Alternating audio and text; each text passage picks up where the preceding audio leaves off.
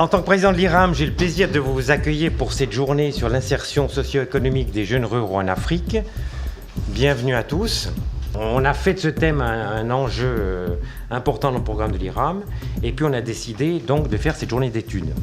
Nous cherchons donc à renforcer notre expérience et notre implication sur ces questions de l'insertion et sur les réflexions en cours, comme notamment l'accompagnement des projets donc des jeunes ruraux.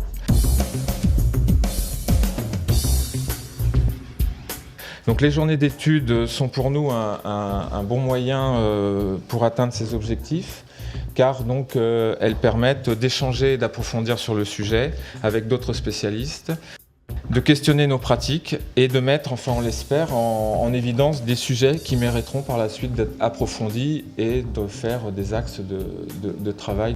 La journée d'études a été organisée donc autour d'une première partie avec des séances plénières et une deuxième partie de cet après-midi donc sur des tables rondes. Avec deux présentations de cadrage. Donc une première présentation qui va porter sur le portrait de la jeunesse. Donc politique publique, c'est-à-dire implication des jeunes dans ces politiques.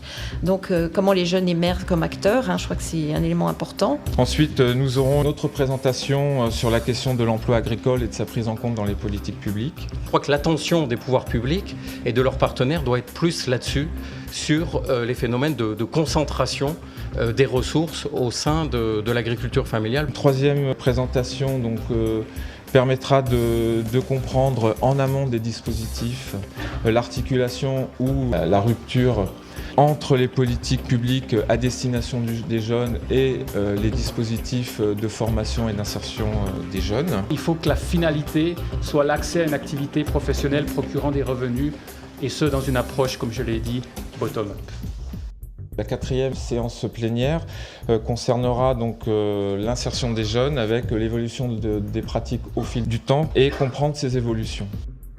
Beaucoup d'opérations significatives qui ont été menées dans le cadre d'opérations de développement. Des politiques, on l'a vu aussi, d'accompagnement à l'insertion, parce que il y a cet aspect social. Au niveau de l'après-midi, donc autour des tables rondes, elle sera consacrée à la prise en compte des expériences des différents acteurs impliqués sur ces questions de l'insertion socio-économique, donc que sont les collectivités territoriales, les organisations professionnelles, les IMF. Avec une première table ronde donc, sur la prise en compte des jeunes dans les stratégies de développement local des collectivités territoriales. Une deuxième table ronde qui traitera de l'accompagnement de l'installation des jeunes agriculteurs.